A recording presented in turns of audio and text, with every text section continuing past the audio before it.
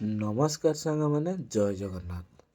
ଆଜି ଆସନ୍ତୁ ଜାଣିବା ଆମେ ବାରଣ୍ଡାରେ ଟାଇଲ୍ ଲଗେଇବା କେମିତି। ଦେଖନ୍ତୁ, ମୁଁ ଏଠି ବାରଣ୍ଡାର ଉପର ପର୍ସନଟିକୁ ଟାଇଲ୍ ଲଗେଇ ସାରିଛି। ଏବେ ଆମେ ତଳ ପର୍ସନଟିକୁ ଟାଇଲ୍ ଲଗେଇବା। ତଳ ପର୍ସନ ଟାଇଲ୍ ଲଗେଇବା ପାଇଁ ଏକ ମୁଁ ଫର୍ମା ତିଆରି କରି ନେଇଛି। ଫର୍ମା ସାହାଯ୍ୟରେ ପ୍ଲାଷ୍ଟର କରିନେଉଛି, ଯାହାକି ସହଜ ହେବ।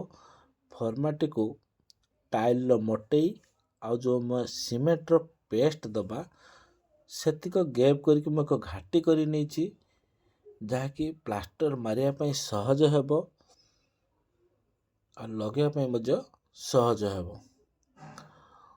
ଆପଣ ଚାହିଁଲେ ଏଠି କେମିକାଲରେ ବି ଲଗେଇ ପାରିବେ।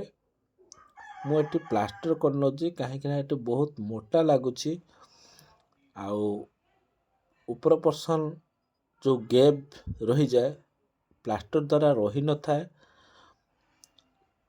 ଆଉ କେମିକାଲରେ ଖର୍ଚ୍ଚ ମଧ୍ୟ ଟିକେ ଆସିଥାଏ। ସେଥିପାଇଁ ଦେଖନ୍ତୁ, ମୁଁ ପ୍ଲାଷ୍ଟର କରିନେଉଛି। ଆଉ କଞ୍ଚା ପ୍ଲାଷ୍ଟରରେ ଆପଣ ଟାଇଲ୍ ଲଗେଇଲେ ବି ବହୁତ ମଜବୁତ ବି ହେଇଥାଏ। ଆଉ ଟାଇଲ୍ ଉଠିବାର ବା ଖସିବାର କୌଣସି ଚାନ୍ସ ନଥାଏ।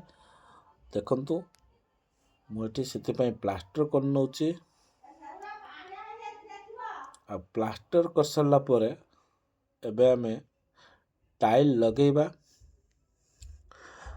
ଦେଖନ୍ତୁ, ଯେତେବେଳେ ଆପଣ ଟାଇଲ୍ ବି ଲଗାଉଛନ୍ତି, ଯେଉଁ ଆପଣ ସିମେଣ୍ଟର ପେଷ୍ଟ ବନାଉଛନ୍ତି, ପେଷ୍ଟକୁ ସର୍ବଦା ପୁରା ନରମ ରଖିବେ। କାହିଁକିନା ଟାଣ ରଖିଲେ ଟାଇଲ୍ ଲଗାଇବା ପାଇଁ ଅସୁବିଧା ହେଇଥାଏ। ତେଣୁ ମୁଁ ଏଠି ପୁରା ନରମ କରି ନେଇଛି। ଆଉ ସବୁବେଳେ ସମାନ ମାପରେ ଲଗେଇବେ। ଯେହେତୁ ଆମେ ପ୍ଲାଷ୍ଟରଟି କରିଛୁ, ଯଦି ଆପଣ କମ୍ ବେଶୀ କରୁଛନ୍ତି, ଲଗେଇବା ପାଇଁ ବହୁତ ଅସୁବିଧା ହେବ। ତେଣୁ ସର୍ବଦା ଗୋଟିଏ ମାପରେ ହିଁ ଲଗେଇବେ।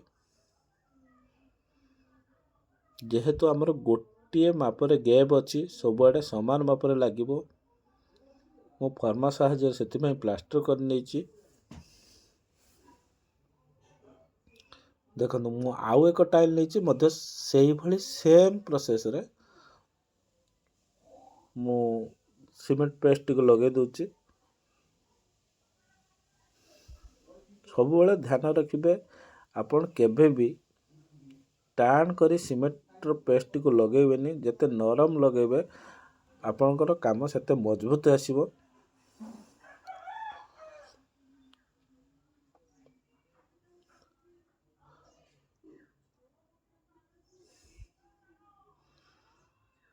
ଦେଖୁଛନ୍ତି, ସେମ୍ ପ୍ରୋସେସରେ ମୁଁ ଏଇ ଟାଇଲ୍ଟିକୁ ମଧ୍ୟ ଲଗେଇଲି।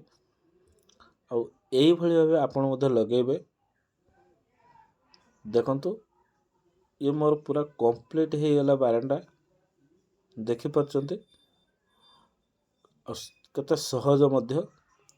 ଏବେ କେବଳ ଆମର ଖାଲି ସ୍କାର୍ଟିଂଟି ବାକି ଅଛି।